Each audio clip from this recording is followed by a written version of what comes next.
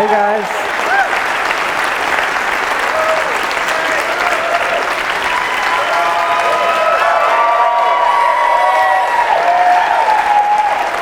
I've been asked like 100 times today, and I don't know the question, but I don't know the answer to the question, but I honestly don't think I've ever been to the great state of Alabama in my life. I've been to like 6 different sub-Saharan African countries, and I've hung out in Kabul before, but I don't think I've ever been to Alabama. It's awesome here. It's great here. Such culture. Look at this place. When you guys were at lunch, I flew the drone in here. Terrible idea. So I had a talk prepared for this event today, and then Kelly just interviewed me. Kelly, are you still in this room? Hope not. Oh, I'm so sorry. I didn't mean to call you out. And she kind of threw off my whole talk. Thanks, Kelly. And it kind of made me skew my talk. So I want to take it in a little bit of a different direction. Compliments of Kelly. Thanks again, Kelly. But I want to really zero in on one thing, and it's something that I seldom get to talk about because typically when I get these opportunities to speak with big groups, it's a slightly more diversified group. Sometimes it's students with different aspirations, but this is a real entrepreneur audience here. So I want to really zero in my talk and share with you something that is more pointed, more direct than I could maybe on the YouTube channel, on the vlog, or anything like that, because I feel like we all kind of speak the same language. So why not just keep it in that vernacular for now? But this started with Kelly asking me kind of what it means to be an entrepreneur, or what it was like for me to be here preparing to speak to an entire room full of people who are curious about or who are entrepreneurs, because my entrepreneurial path in my career has been pretty far from what is typical. And when she asked me that, or when she brought that up, I responded to her by saying how I define what it means to be an entrepreneur is simply as when you start with an idea, and then starting with nothing more than that idea, you end up with something that looks like success.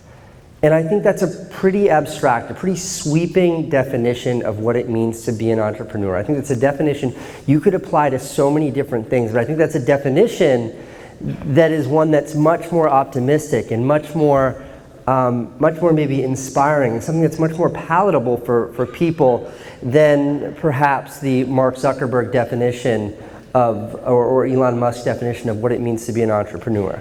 So it's through that lens that I want to walk you guys through my life as an entrepreneur. When I left Connecticut because my baby mama dumped me, baby mama is in fact a completely politically correct term. It is an accurate term. Baby mama is just, is there a more fair way to characterize? Okay, when my baby mom, glad we're all aligned on that one. When my baby mama dumped me and I was like, fuck this, politically correct. And I like bailed, and I was like, I'm going for it. I'm gonna reach for the stars because my heart's broken. I don't know what else to do, and I moved to New York City. The catalyst for that, the thing that was like, I can do this or I'm going to do this, was nothing more than an idea. It was this idea that I could be something more than a guy who works in the back of the kitchen doing the very worst responsibility that exists in a kitchen, which is like, if you're taking out an industrial-sized plastic garbage bag from a restaurant garbage can, that's one of those thick, heavy black ones, and it's so heavy you have to lean forward a little bit, and then as you're walking out the door, the bottom of the bag punctures just enough to flood out all the seafood restaurant garbage juice into the back of your shoes. So that was my job. And the catalyst to walk away from that was an idea. It was just this idea, and behind that idea was a whole bunch of passion and all these other intangibles, but it was an idea. And it was an idea that I believed in. I don't know if it was enough that I would be successful, but it was enough for me to make that first step. It was enough for me to go from 0 to 1. And that first step for me was moving to New York City. And there was a number of really terrible jobs that I took and things that I did in New York that were awful, like being a bike messenger. Don't ever do that, no matter how cool it looks in the movies. Being a bike messenger is a terrible, terrible job. After my first week of being a bike messenger, I literally had a net loss of income because the minutes on my cell phone cost more than my paycheck was. So at the end of working 50 hours in a week, it cost me like $70 to do that job. Terrible job.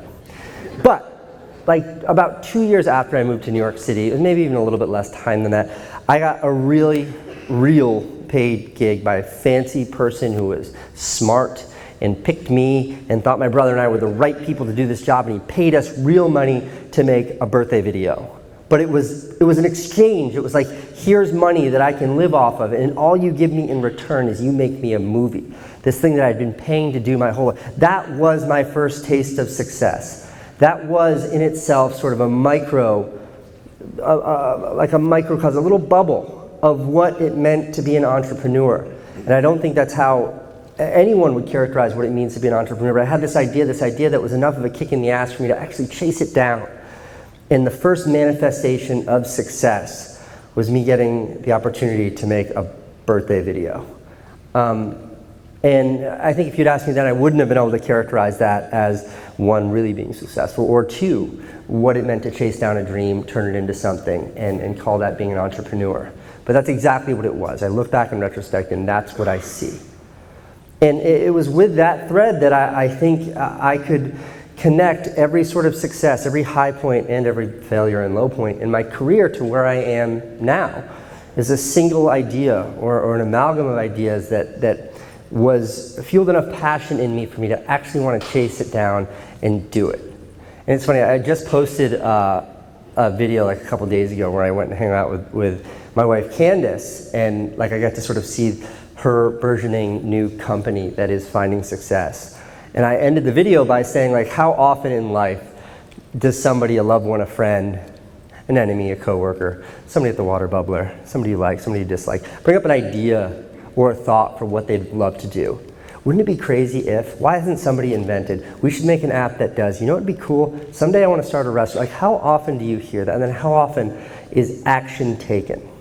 Because that is the hardest step. That 0 to 1 is the hardest step. And it's when I look back that I see the decision to take that first step as always the foundation for every sort of success that I've had in my career. And with that, you know, my HBO show is something that I like to talk about a lot because it makes me seem like a big deal. It's a huge deal. Come on. I mean, the irony is, like, when I say now that I have a YouTube channel, it's like I'm just like every other 13-year-old in the world.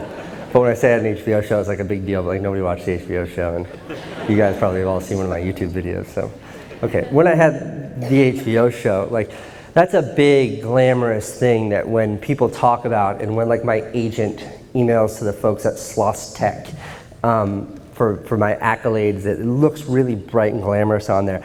But if you look at that, again, if you look at that through the lens of what it means to be an entrepreneur, what was the idea that led to that, it was literally like a really kind of uninteresting opportunity.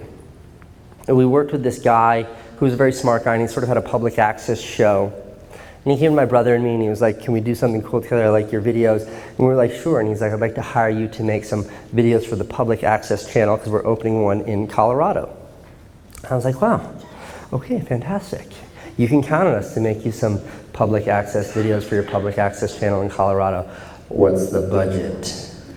And the budget that we agreed on was like just enough to fly us out there and put us up in a 2-star hotel and then flies back and sort of feed us in between. And we agreed to it because it was an opportunity. And I remember the last thing he said to us was, he was like, just don't screw this up, man. Just please make this respectable. And we're like, you can count on us. You can count on us. So what we did is we blew the entire budget buying a 1986 Ford Econoline E350 van. And then we put 2 Chinese-made, ordered out of a catalog, mini bikes, like in the back of that van. And instead of flying out to Colorado to make the videos, we drove from New York City to Colorado because all we knew about Aspen, Colorado was what we learned in the film Dumb and Dumber. So we thought we would just remake that movie. And then we painted on the side of our van, Respectability Tour. And we made it. And it was like the most preposterous thing I've ever seen and done. It really didn't make any sense. We don't know how to make a long movie, so we just made like 23-minute movies and pieced them all together and handed that in. And when he saw it, he was like, this is fantastic. What else can we do together? And we were kind of like, I don't know, nobody's ever presented that opportunity before. And he was like, well, let me know what you think. So I remember like I went back and I like did some math and I added up all of our bills for my brother and me. And then I added like 20% on the end of that. And I was like, okay, this is what it costs us to live. Let's just see, times 12 equals X. And I went back to him and I was like, we need this much money. And in exchange, we will make a bunch of videos. And I remember he was like, yeah, I was thinking like a feature-length documentary or something. And we were like, mm-hmm. And he was just kind of like, okay. And that moment, like, that moment was such a huge moment, which was just that, like, someone of importance who didn't really know much about me, really believing in me and supporting that with actual action. And what we ended up doing was exactly what we said. My brother and I just started making all these little videos. And then after kind of like a month, he'd come and visit us and we'd show him all these little videos and he'd be like, I don't know what this is, but keep going. And then after 3 months, we had a lot and he was like, this is too much. So we pushed them all together into like 20-minute videos and he was like, this is starting to make sense. Let me bring over some important friends. And he brought some important friends by.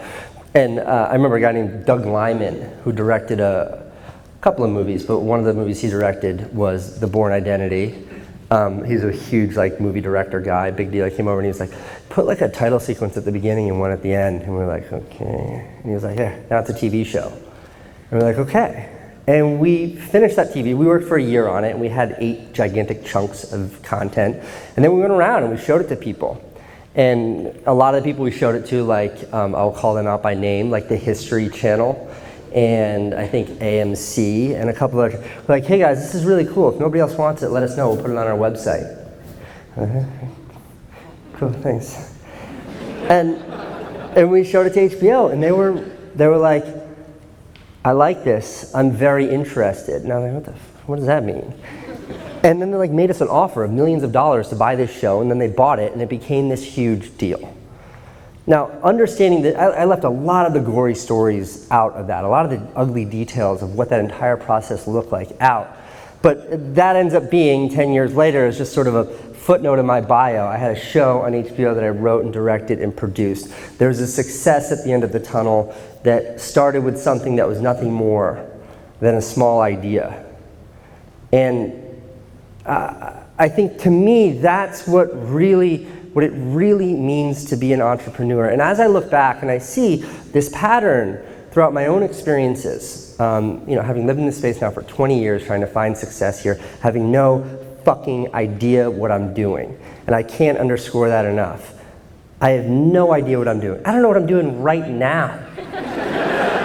I'm not kidding. I never have any idea what I'm doing. Because the truth is, like, to succeed, to exist in this world of being an entrepreneur, it means there is, by definition, there's no instruction manual. If any of you out there trying to do something, trying to build something, or trying to follow some prescription that somebody else defined, you failed. You have already failed. You will not succeed. You can write that down. You will not succeed. If there are 10,000 sheep with white fur, what does sheep have? Wool? What's on the back of a sheep? 10,000 white woolen sheep going that way, and you're like, wow, yeah, I want to succeed. Let me jump in line with these sheep. You're like, wait, how come nobody's noticing me? Like, nobody's going to notice you. You got to be the one that steps out. You got to be the wolf that runs in the opposite direction. And that's what it takes. It's embracing the idea that you have to define it for yourself.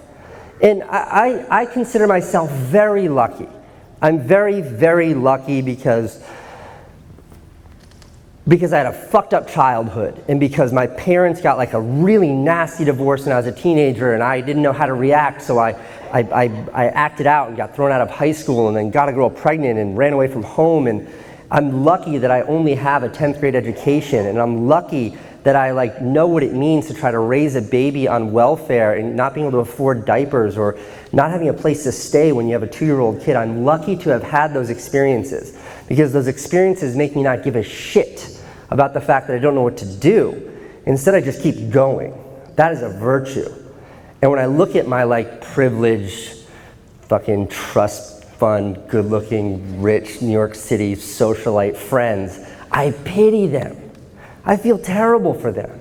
I'm like, man, I feel so sorry for you that you inherited $12 million on your 18th birthday.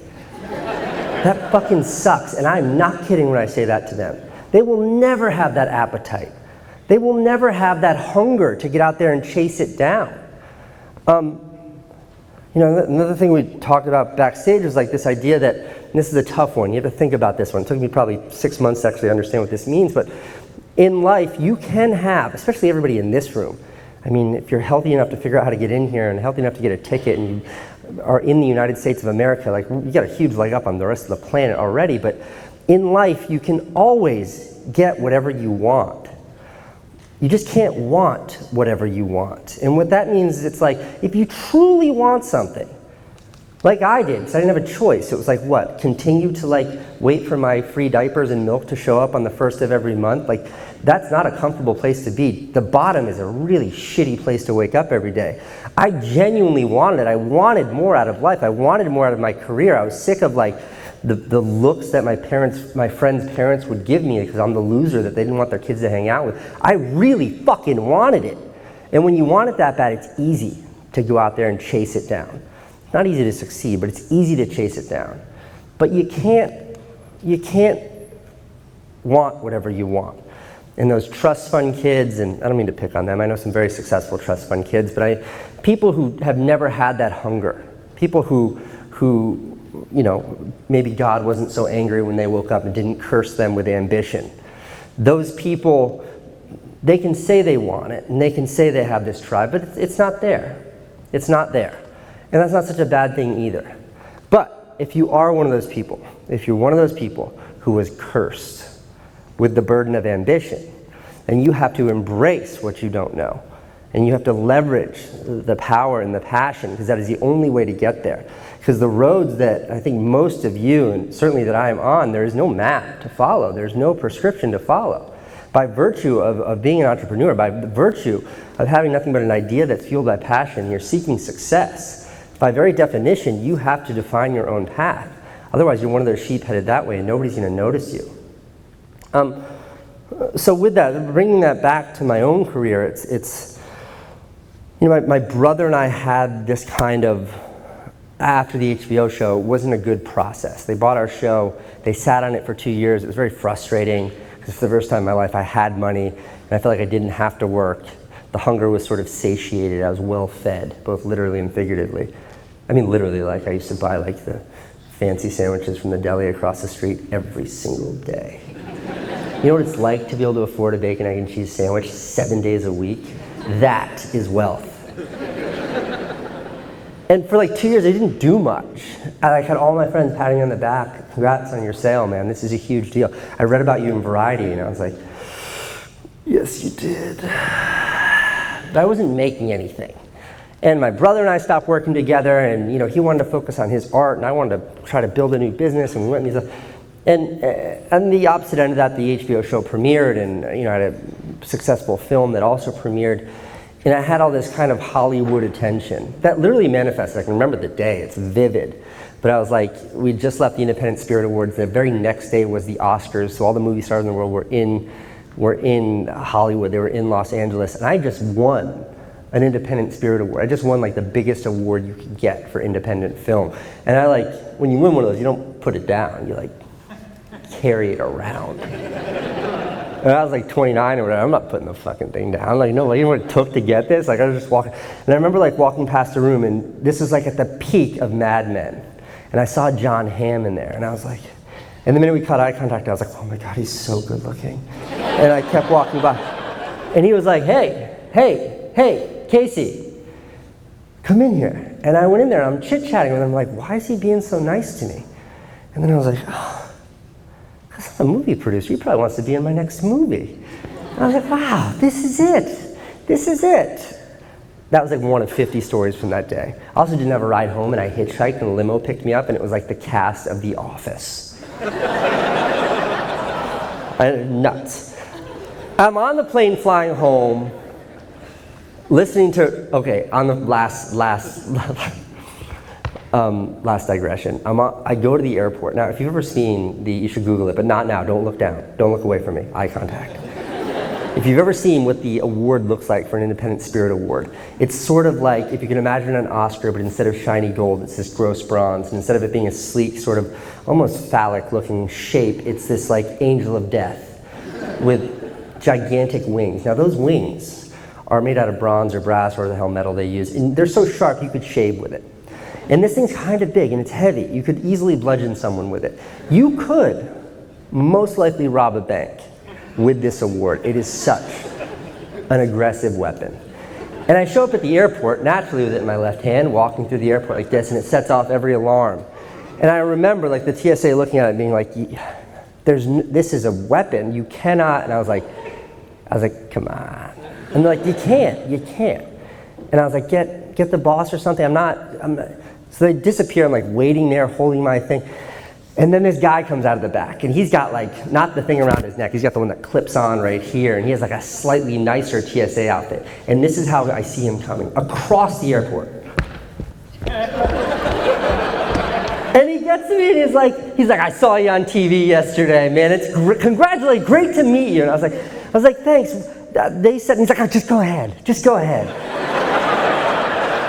And I was like, are you fucking kidding? This is how the TSA works? So I'm on the airplane, and you know that thing when you're on an airplane or on a bus or in the backseat of a car, and you have your headphones on and you listen to like sad music, like I think I was probably listening to OK Computer, and like you just get all these weird and fucked up emotions. You're like, what the hell's wrong with me right now? What's happening to me? Okay, that happened to me. And I was like, what's good? And I realized that like, it was a true feeling of emptiness. Like I felt hollow. And it was because like for years I hadn't made anything. And this moment, this day, this crescendo of success in this world that I worked so hard to kick in the door of, and this crescendo of success, it wasn't about making or creating the thing that I love. It wasn't about that passion-fueled idea. It was about sort of this like masturbatory patting one another on the back and having John Hamm make deep eye contact with me.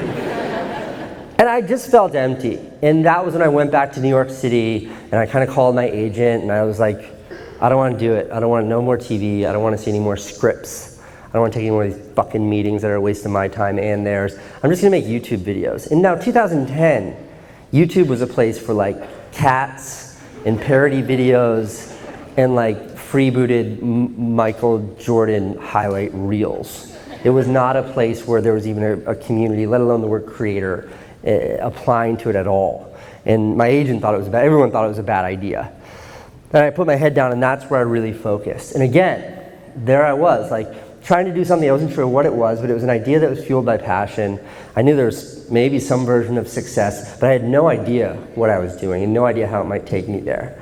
And you know, I really found my footing 2 years, 3 years in, and I built this big company around it, a production company around it. I was making a good living. I was really excited, and I found something. And then an opportunity came my way. And it wasn't an incremental opportunity. It was an opportunity that really shook things up. It was an opportunity that I would describe as, and I fucking hate this word, disruptive. Have like your other speakers been using that word today? If they have, I'm not picking on them, but come on.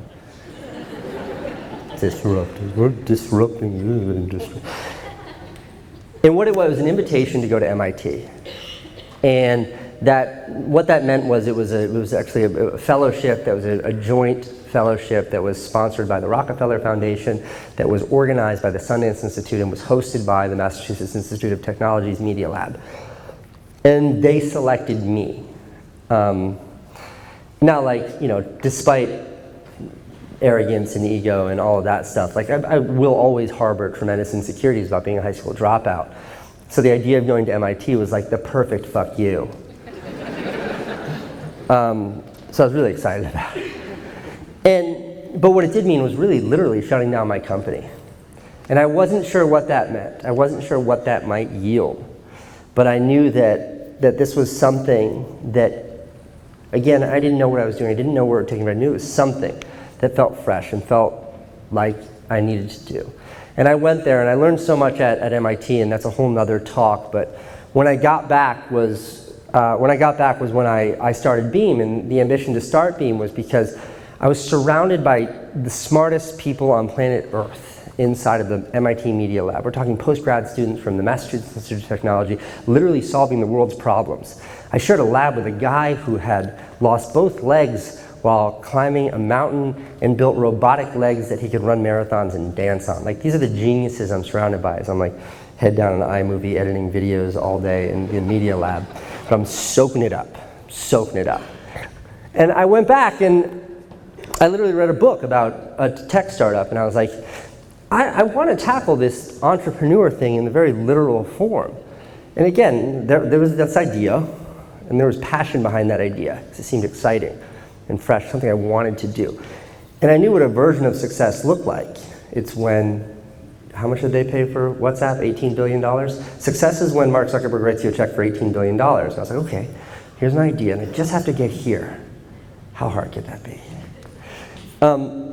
And I tackled that, and I went at that, and I still, to start a technology company, I've never written a line of code in my life. I've still never written a line of code in my life, but this to me was something that I was wildly curious about. And if there's one thing I learned about like the 500 books I read about every startup that I could find, was that there was something in common for all of them. And that was that they didn't know what they were doing. They didn't know where it might go. Instagram was an app that was meant to share your location with friends, and nobody liked it, but they did like how you could post pictures on there. And Twitter started as a company called IDEO, which was like a blogging site.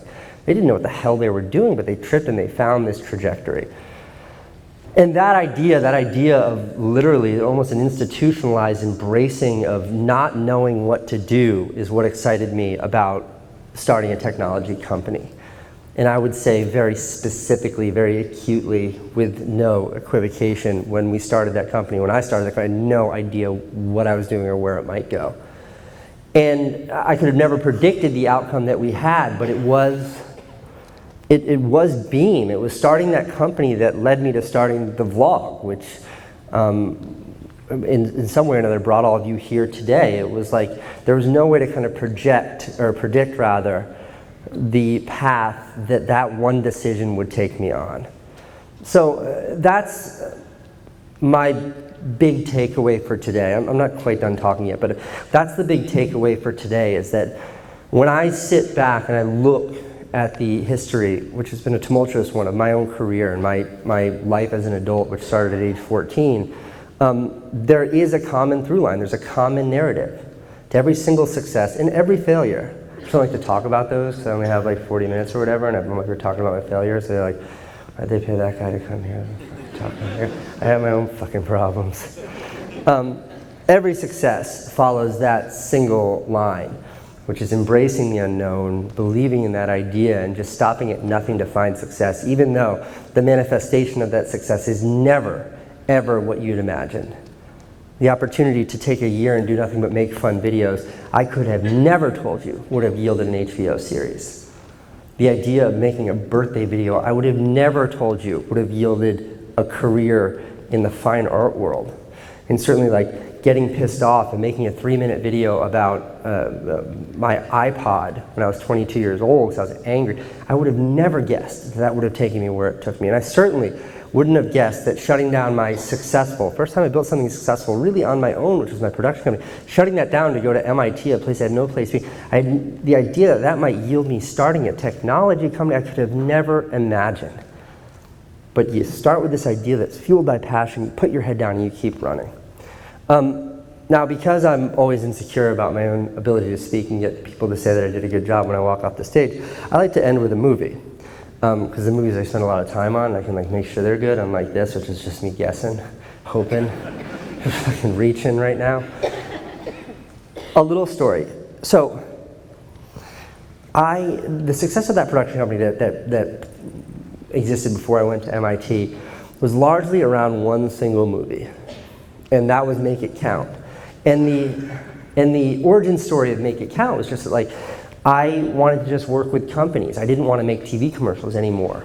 And I had some opportunities to do that, and the best opportunity I had was Nike was like, we love your short films, do some short films for us. And I did some and they were successful, and in the end I did this one video where I like stole the whole budget and spent the budget running around the world on this crazy trip, and then handed them in this video that had no Nike products in it. You could just see that I was wearing a Patagonia shirt in every single shot. My bad, Nike. And how did I not notice? But that video was an unbelievable runaway success. And it introduced this whole wave of like inspirational content and this motivational content. And it was with that success that I was able to really shoot my company out of a rocket ship. The trouble was, every time somebody would come to me, they would say, we'd love for you to do for us what you just did for Nike. And it's like, the whole reason why it worked is because it was something that had never been done. I can't keep doing this. It doesn't work. And the video that I want to show, I want to end this talk with, is exactly that example. And this was sort of the last real video that I made before I went to MIT. But my assignment with this was literally getting a phone call saying, hey, we've got this inspirational movie coming out. We want you to make an inspirational video for it, just like you did for Nike. And I literally, like, in the video, you see me read the response to them, but it was like, I don't want to do it, but if you give me all the money, I'll do something else.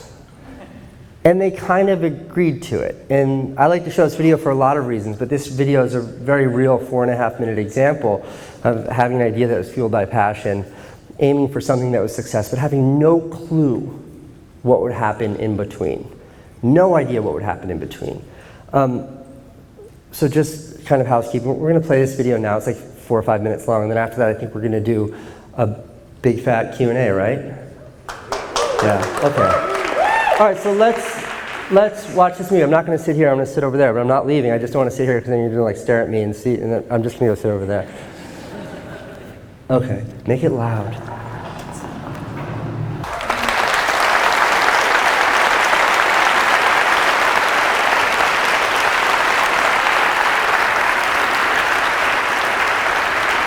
How does this Q&A work?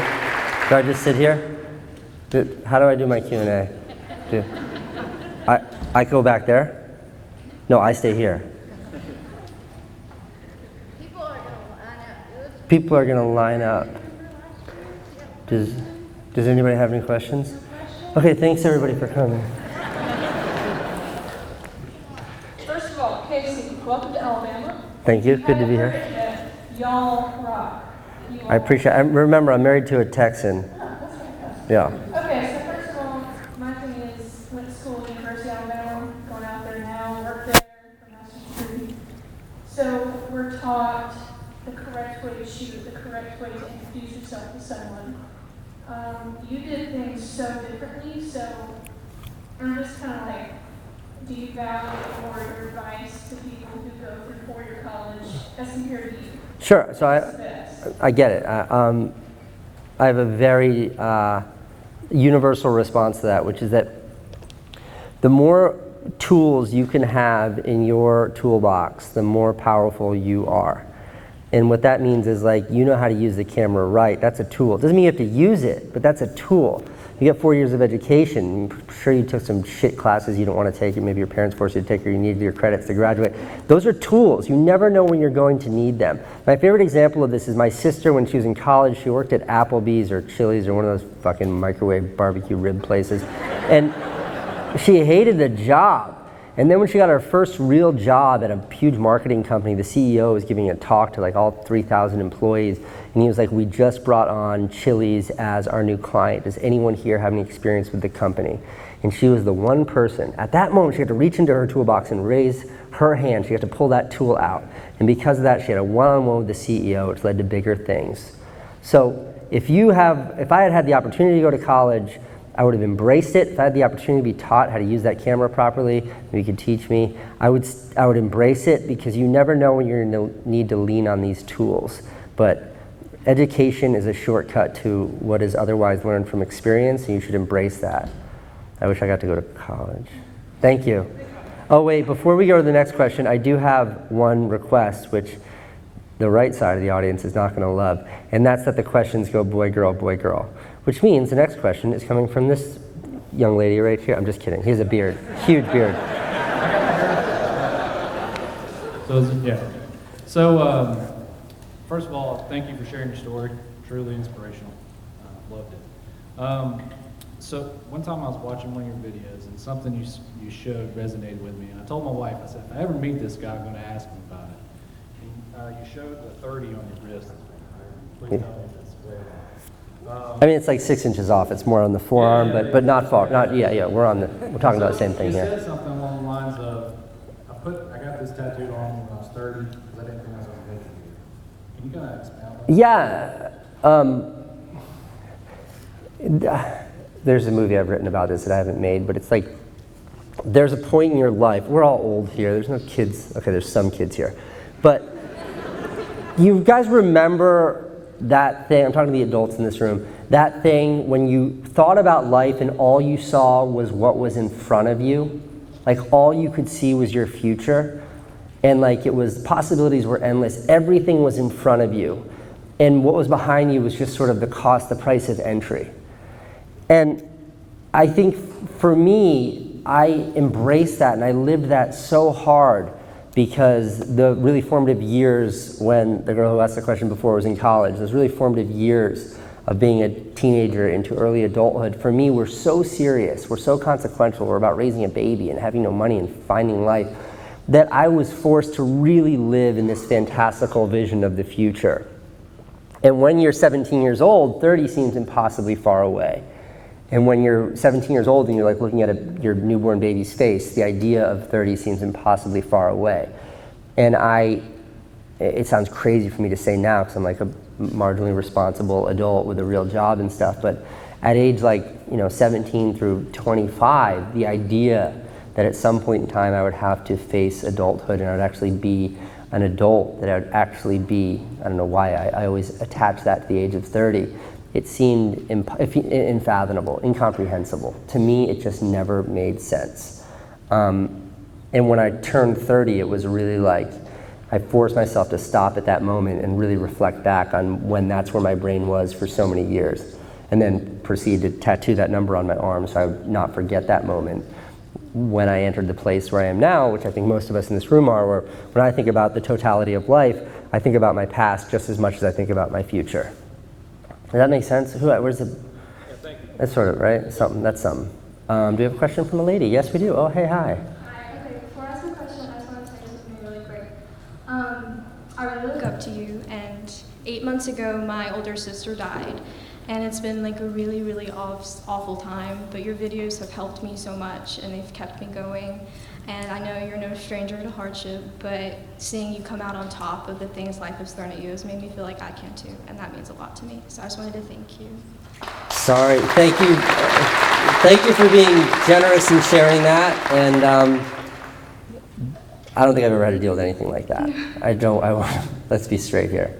But did you? Yeah, okay, so I was just curious, what changes you foresee in social media that will affect the way you market your content? Well, I really didn't see that big of a pivot coming there. That's like, somebody needs to buy futures on this girl. She's going places. Well, I wouldn't have, thank you for sharing. What the hell did you just ask me? Sorry, I'm still thinking about your sister and... What changes do you foresee in social media that will affect the way you market your content? Well, I think that's a really advanced question. God. It's been a long time thinking of it. Okay, it's impressive. I wanted some questions. You did. Mission accomplished. Thank you for asking. Next one. No, I say that because I think to really understand some concepts that could answer that question means that you immediately have a leg up. Because if you can even have a hypothesis as to where things are headed in that space, the most valuable space in all of marketing, then you can leverage that understanding and you have an unfair competitive advantage that you can turn into your advantage that you can build careers or businesses off of. And my biggest guess, and I don't think that this is that much of a reach, I think that video will become media, not just video, but it will become completely homogenized. Meaning the idea is that right now, if we want to watch House of Cards, it's connected to this thing called Netflix, and we want to watch Game of Thrones on, is it Saturday or Sunday? Does anybody know? Sunday? Sunday. Thank you. If we want to see Game of Thrones, we will watch HBO. And if we want to see news, we will watch Fox News or CNN. And if we want to see vloggers, we will watch YouTube. Right now, they're still somewhat attached to these distribution outlets. And I think in the future, we're just going to have these devices that we now have that just keep getting better and better that look like this. And we're not going to give a shit, and we're not going to know, and we're not going to care where it's coming from. We're just going to know how to consume it. And when I look at kids, I mean, even Owen now is 19, he's a little old, but when I look at younger kids, I don't see them paying attention to the distribution medium at all. I just see them seeing this is a vehicle to that content. So with that, I think that the outlets themselves, like the Viacoms and the old media companies, I think they better pick up the fucking pace in figuring it out. And I would also say the same about the YouTubes of the world. Like if they don't figure out what the next step is, somebody else is going to. And not to get too detailed or nuanced here, but I think there's just going to be like this sort of broad, decentralized, truly egalitarian distribution medium for everything social and everything media that's going to level the playing field on communication globally. I'm trying to figure out how I can find a place in helping shape that and be a part of that for my own self-serving reasons and altruistic reasons.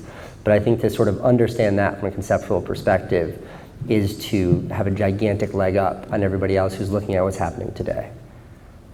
Was that complex enough? You want me to go deeper? Because I can start talking about blockchain if you want. Thank you for being so generous and sharing with all of us. You and I should stay in touch. Good luck topping that one. Hi Casey, I watched your videos probably about a year ago, so I started getting hooked on them. And I remember just immediately just getting entrenched in these videos. I thought they were so neat, and at the same time I was like, this guy's crazy. He's making content every day. I don't know how he's doing this.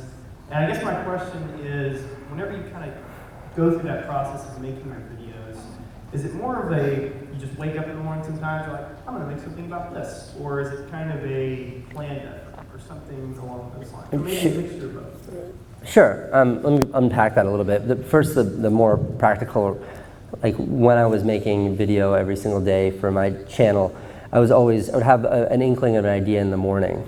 And then it would be throughout the execution, throughout the day of capturing, that I would sort of find that story. And then it was in the edit process that I would figure out how to share that story. And when you're doing it every day, it's pretty easy to find a formula in there. But what drove me to turn around that amount of stuff was just like a real fixation. It was the same thing. It was like an idea driven by passion, knowing that it was going to take me somewhere, not sure where. And it was like that was so, at the peak of the daily show, the daily vlog, that was so strong that nothing could interrupt that. Like I remember making a video called, I don't know what it's called, like hangovers are the worst or something. And literally Candace and I had a babysitter who slept over, and it was the first time we had partied since we had the baby, and we were out like really just tying one on, and we like woke up at 2 PM the next day just sick and like deathly, and somehow I made a vlog that day. And like that was the degree of obsessed that I was with this self-imposed challenge of making something every day. And that's just sort of faded, you know, like for now I'm really focused on what we're doing at Beme. I'm still super excited about making YouTube videos, and I do them when I get a chance. For some reason, like the last couple months, I've been more obsessed with running than I've ever been before, and I'm running like 80 miles a week, and I can't stop running. I wish I was running right now instead of talking to you right now. I really wish I was running. But I think that like, I thank my lucky stars every day that I've never been one who's interested in drugs or alcohol or anything really bad, because I am someone who's always leveraged and really embraced a kind of obsessiveness.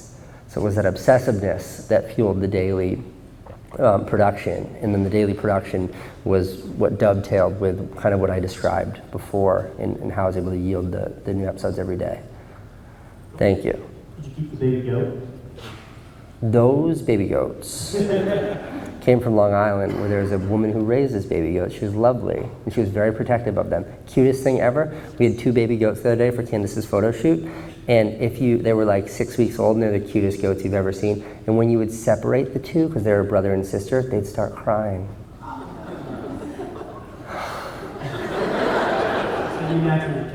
No, we had to give them, it was like, those goats, it was a photo shoot for my wife's clothing company, a jewelry company, and it's called Billy, so she got Billy goats to be in it, and then she had these beautiful models that were professional models.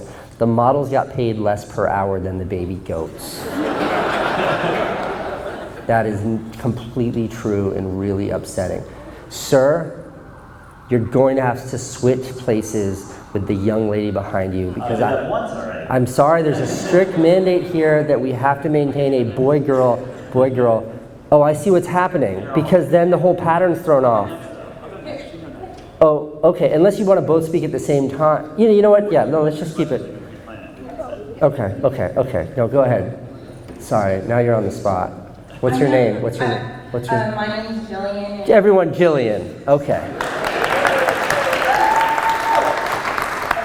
And I would just like to thank you for your videos. You're very inspirational to me. I did actually get the words "do more" tattooed on my wrist for like. Candace says when she sees that, it stresses her out.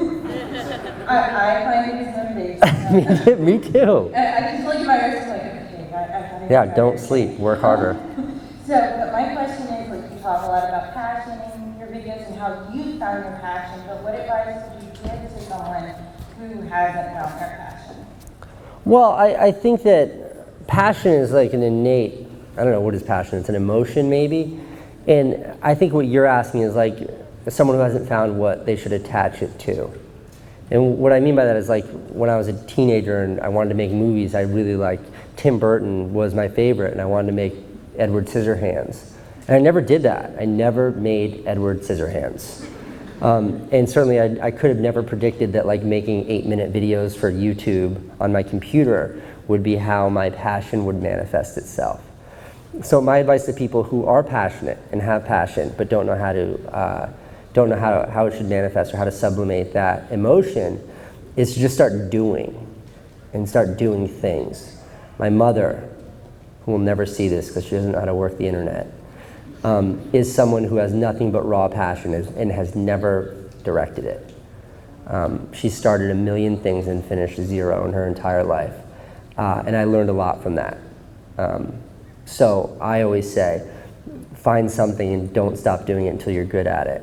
And you can quit when you're good, because if you've gotten good and you quit, it means it wasn't right for you. But if you never get good and you quit, it just means you're a quitter and you gave up.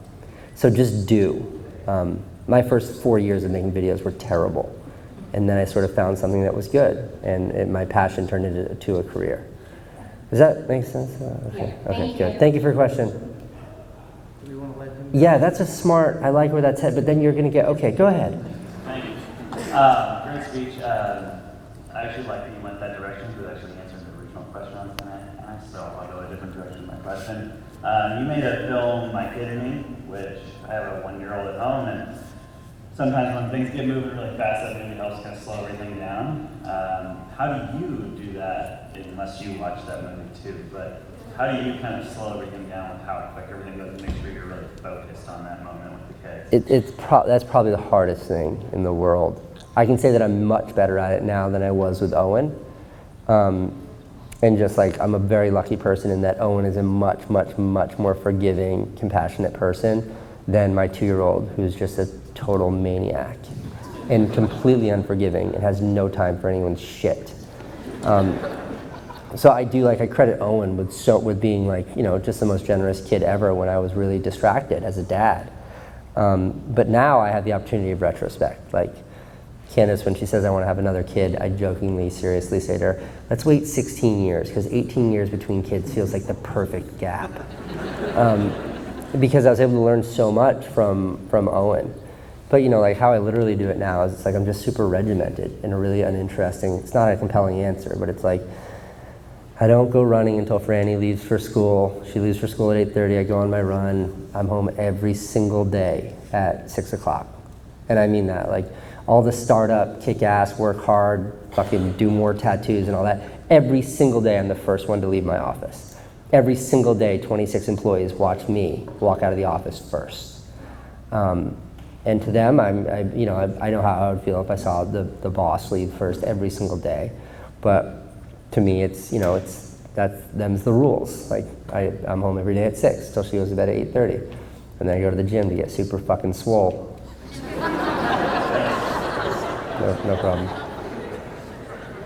My turn now? Yeah, I think we maybe have to give up on the girl-boy thing. It's not really working out so well. No, I can. Great question. I was actually inspired by you to start blogging for the company that I work for. And through that, I feel like I've found what I'm actually good at and what I was born to do. And currently, I'm working an 8-to-5 job, and then I go home and I've got 3 kids and a wife, and then I'm also editing, late into the night. And I have to obviously devote a lot of energy to my kids and to my family because they're very important to me. And there are some days when I just feel like I don't have any more energy to give, but I want success so bad that I continue to push forward. And I listen to podcasts and I watch your vlogs and videos from other people like Gary Vee. I'm just curious because when I see your videos and I see the schedule that you keep, which dwarfs mine by comparison, are there places that you go to find inspiration and to propel you forward even when you feel like you don't have the energy to keep doing it? That's so much information there. I don't, in a non-dismissive way, it's hard. And it's preventatively hard. And I always say, this is what I used to tell myself when I was really struggling, was that the only way to guarantee success is to never give up, because then you'll either have died trying, which means you never gave up, or you'll find success. And those are the only 2 outcomes. I'm totally fine. I was totally fine then with both of those outcomes. Never giving up means having found a degree of success, and then succeeding is literally what you're chasing down in the first place. So, I don't know what the answer to that is. I can tell you that the thing that I prioritize over anything when it comes to my career is the reason why I'm obsessed about things like running is because it's time for me to just really get in my head. I have friends who don't run and they meditate and they cherish that time. So, I think that there's some answers like meditating or Tai Chi or running a zillion miles or whatever it might be that help your brain get in order. But I think the other thing is it's this hard for a reason. I house sat when I was 21 years old because I didn't have a place to live in New York City, so I house sat for this woman and she was out of town and I ran out of cat food and the choice was to feed her cats, which is what I was being hired to do, or eat myself. And the cats lost a lot of weight. It was hard. Fucking terrorists blew up my apartment and my dad called me and said, it's time to come home. You don't have a job or a place to live. It's hard. And I think that you and I both have it easy. You have an expensive cell phone in your hand. You've got 3 kids that I hope are in school and are doing well. We are the lucky ones. So if there's ever any doubt about how easy your version of hard is or how easy my version of hard is, think about what it means to be a woman who's born in South Sudan. Think about what it means to wake up in Aleppo this morning. We have it easy. So when I struggle, I sort of look at an amalgam of all of those somewhat, rhetorical, hyperbolic things that I think are really cast a shadow on my version of a struggle. And I realize that my struggles are meaningless compared to your struggle. What? I have to deal with fighting with my wife and dealing with the bullshit of bills and stuff. That's nothing. You would trade that, and you would trade that in a heartbeat for the struggles that you've had. So context is important, but no, it's just hard. It's not easy. If it was easy, everybody would do it. But I wish you the best of luck. Of course. What's up? Hi, Casey. My name is Peter, and honestly, God, my heart is beating so fast right now. Deep breaths, Peter. Deep breaths. I honestly came here to get some inspiration from you, and it is really an honor to see you right here, right now, here in Birmingham, Alabama. And I wanted to ask you a question coming from a YouTuber. When you're making YouTube videos such as vlogging, does it necessarily interact with your normal life, such as your entrepreneurship with your company team and your family life? Yeah, I think, like the idea of creating a video every day is obviously super interruptive in the other aspects of your life, but, I think I was irresponsible with it when I first got started, and then you find kind of a cadence and you figure out how to make it work. But again, I think if it's a passion and not a job, it's something that's omnipresent in your life, and you have to be responsible in negotiating where and how it interacts with everybody else, everything else rather that you do. But you're young, man. You ain't got no excuses. How many kids you got? Exactly. Okay, people are dropping like flies. We're gonna do 2 more questions, and I'm sorry, she's next. Yes. Well, since you made them all hate me, you're gonna have to say hi to my Snapchat channel first. Is this literally your question? No, I haven't. Okay, please. Okay, go. Well, since you have to say hi to my Snapchat channel. You got like 1 second, and then you're losing the microphone, lady. I actually came here to hear Tiki Barber. I don't really know a lot about you. Tiki, you're overshadowing me everywhere I go. But your video really spoke to me. I am an independent marketing strategist, and I beat my head against the wall trying to tell CEOs and clients how important people are, and that money that you're spending on marketing can go somewhere else. So when you showed that video, that was what's inside of me, and I was floored. And so I was like, I need to come down here and talk to this guy. So my question is, how do you get people of importance, CEOs, to listen to you and understand that that money needs to go here, and what you're doing is more impactful than spending $5,000 on Facebook? Well, I mean, I'm not so idealistic about it. Not to call you idealistic, but I think that like it's very easy to look at Coca-Cola's annual marketing budget of, call it $1 billion, and say you could solve hunger in 4 countries instead of buying fucking TV commercials to sell carbonated sugar water.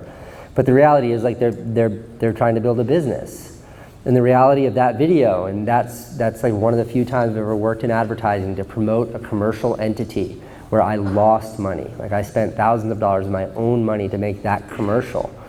And at the end of that, people did benefit. Like those people that we were able to feed in the Philippines, their lives were impacted in a positive way, and I'm very proud of that. But that video also sold movie tickets. It did its job. That was marketing that was effective. That was marketing that brought people to the theater and did good things for the margin of Paramount or 20th Century Fox or whoever the hell it paid. Yeah, of course. Everybody's looking for the ROI. I wrote a Medium post, and it's called, the clickbait title is awesome. It's called How to Travel the World and Get Companies to Pay for It. And then the first line of it is like, nobody gives a shit about your vacation, and nobody ever will, and they'll never sponsor your vacation because sponsorships are like unicorns and leprechauns. They don't exist. Show ROI, show that it's a smart investment, show that you will impact their bottom line. This is business. So I think if you want to sort of conflate those two ideas of altruism and marketing, then both have to benefit. And if there's not if they're not mutually beneficial, if you just want to take money from a client and give it away to people who need it, you failed. And if you just want to take that money and spend it on stupid things like clicks that mean nothing and have no actual returns except for, they look at a spreadsheet which maybe gets you promoted, then you've also failed.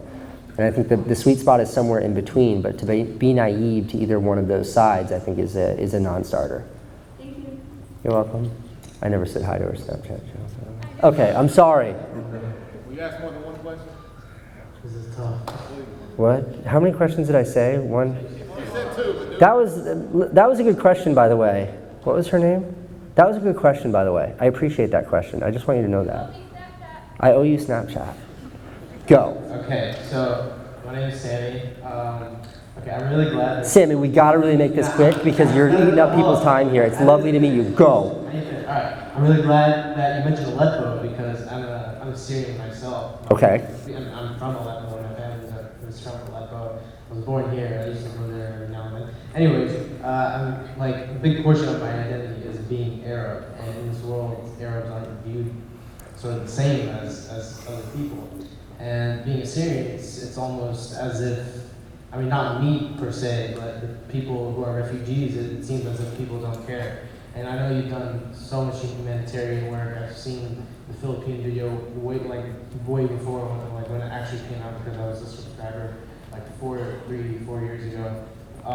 Anyways, how do you get in contact with, like, how do you make those connections? And if for somebody like me who's... What connections? I don't understand what you're asking. With the people who get stuff done, you know? You asked that certain question, but you had a fan following. And for someone who has a deep passion for humanitarian work, because I am Syrian, it's sort of difficult. Yeah, I mean, I think it is difficult. I think like you have to have a message that people are willing to hear. I think a good example of this is PETA. I'm not necessarily a supporter, and I'm not necessarily against PETA, but I think it's interesting is for years, PETA used to put out those really like impossible to watch, like terrible animal torture videos that were just like, get this away from me, this is disgusting. And then they started taking like vegan supermodels and actresses and like putting them on billboards naked with a campaign that said, I'd rather wear nothing than wear animal fur.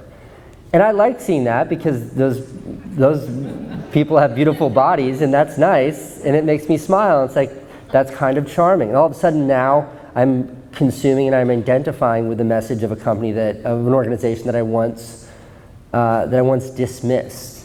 So when it comes to bringing attention to things that are otherwise very difficult to bring attention to, I think it's in the eye of the messenger to find a way to communicate it that makes sense. And I think that this can be done both negatively and positively. I think that sort of the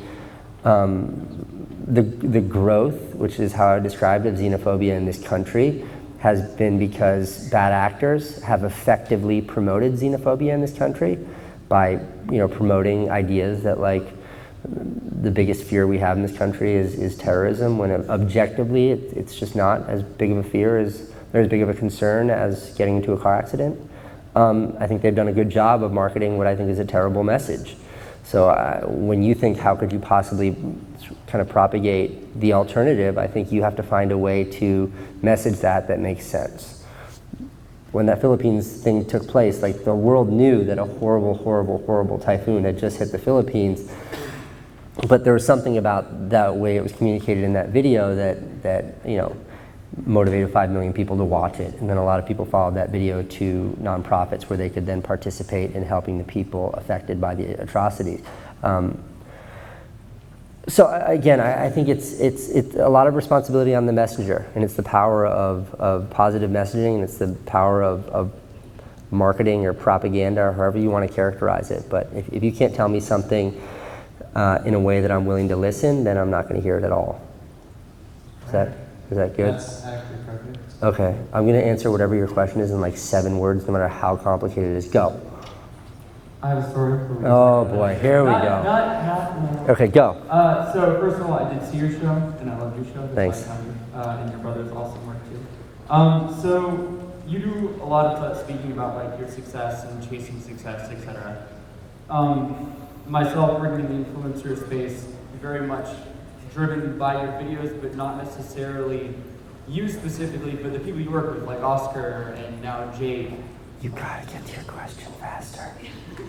What words do you have for the people that don't necessarily chase success inherently through their own success, but working with others and pushing them to success? I think success is whatever sort of gives you a sense of accomplishment and completion in life. And the example I always point to is like my very, very, very best friend in high school, who he and I shared huge ambitions in life, and right now he lives what I would characterize as like a very kind of normal life. He's got a wife and kids, and he lives in a small house, and he's a very, very happy person. And his happiness and satisfaction and success in life is derived from things that I much of mine I identify with my career, and his has to do with something else. So if working with others, enabling others, being enabled by others is what gives you a sense of satisfaction in life, then that is exactly what you should be pursuing, and nothing else. I would always be suspect of other people's definitions of success, including mine.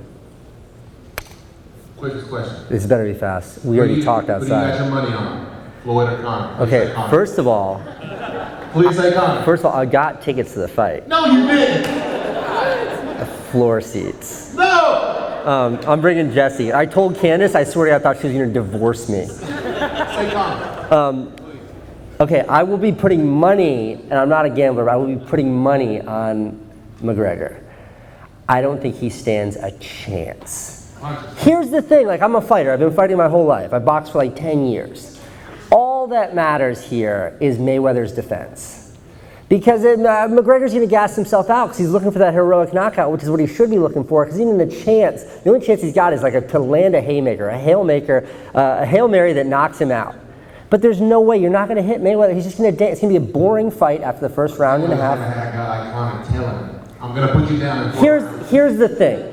When you train, so I train kickboxing, Krav Maga. When you learn to fight, and you fight with your feet, and like you've got all these forms of defense and offense, you don't think just with your hands. It's very different. And I don't think McGregor's going to be able to turn that off. And that's all Mayweather knows. Mayweather's all up here. There's no way he's going to be able to resist. McGregor's going to be able to resist, and that's where his brain's going to be. I don't think he's going to be able to turn that off. So I want him to win because he's the best trash talker we've ever seen. And when it comes to boxing, all I care about is the theatrics, not the barbarianism of it. But I just... Anything in Floyd's head right now, tell him. No. I think Floyd is going to wake up. I think he's going to take off his robe. He's going to wake up. He's going to walk out, and they're going to ring the bell, and he's just going to go like this for like 9 rounds. And he's going to look at the judges, and he's going to go like this, and he's like going to go to the bank and be like, deposit this, and he's going to be like, can you cover the outside of my Rolls Royce in mink this time? That's what I think is going to happen. Best question of the day. Okay. Hey, what do you do if he knocks him out? You're live. What do you do? What do I, if he knocks... Remember my face when it happens. I will remember your face when it happens. What are the odds? Do you know what the odds are? 6-1 for Conor. The money you'll get back in a few minutes. Good. I'm gonna put like at least $15 on. I'm gonna go crazy. I'm gonna go crazy. Last question, because you are a young man, and I hope to impact you in a positive way. I also hope it's about the McGregor-Mayweather fight. Go. All right. So I'm Justin. I'm 14, and my question is: did you ever get any offers besides CNN? And if so, why did you take CNN? Sure. Good question. Smart question. If I had known you were going to ask me that, I would have just walked out the stage before that. We had a number of offers including more lucrative offers, potentially more lucrative offers from much more typical technology companies, the kind of tech acquisitions that you would expect. They weren't exciting for me because it was a lot more of the same. And I think I had a fatigue with the vlog and a fatigue with YouTube. I do now. I'm kind of getting a little bit sick of sort of what YouTube is and what it's capable of, and I want to reinvent that. And I'm excited about different opportunities. I'm excited about what YouTube Red might be doing. I'm excited about different directions it might go in, but I want a different direction. I wanted a different direction. So the idea of, guys, we're still talking here. So the idea of partnering with a gigantic media company with resources that are vast meant that here's an opportunity not only to sort of promote what I'm doing in the technology space, but really seek out new paths and new trajectories within the media space on YouTube. And it was an early conversation I had with CNN, with Turner, which was just that we could do interesting things together, but I'm not interested in going on CNN. I literally don't know a person who watches CNN besides my dad, and none of my audience watches CNN. It's not a place for it. I don't fit there. I also don't know what the hell they're talking about most of the time on any broadcast news. That's not a fit for me. I'm not interested in that. But if you're interested in building something that we can do on YouTube and on the internet, and to an audience like the audience I know to communicate with, and you just let us do it our way, then this could be something fruitful. And CNN was genuinely enthusiastic about just that, and we're 8 months into the acquisition. I have to say, they've been unbelievably supportive in letting us do whatever it is we want to do, and they've been completely hands-off everywhere except for when we say we need help, which is crazy. There's this thing that news companies have, like CNN has, where it's every feed from cameras that they have all over the world. So all their affiliate, like local news stations, they're like filming live from helicopters, and they have like a camera set up on tripods in the middle of Afghanistan's and wars. They have thousands of these in case they need to go to a live feed. They're just always at the ready, but they're never being used. And we learned that because we were literally getting like a 5th grade tour of CNN, and they're like, here's where we have all of our live feeds. And I was like, can I have a question? Those are all live? And they're like, yes. And I was like, can we have all those? And they were like, sure. So like literally we have access to like all of these feeds that are going completely unused. And right now we're building like a product. We're building a mobile app that will let like any of you access all of these feeds in a way that provides content. It's like, I want that. Like I wish that existed right now. And instead of wishing it exists, we're going to make it. And we're only able to make it because of the resources they're bringing to the table. And that's like one little taste of all of the opportunities that this acquisition brought. And when I really considered the other opportunities that we were looking at, none of them were so exciting, and none of them were with such an open-minded partner. How did a 14-year-old ask me a question like that? Kid's going far. Thank you. And thank you, everybody, for being generous with your time. Thanks for coming out. Thank you for having me. Please see you, Neistat. And that was the cursive we've been missing all day. Do you hear that?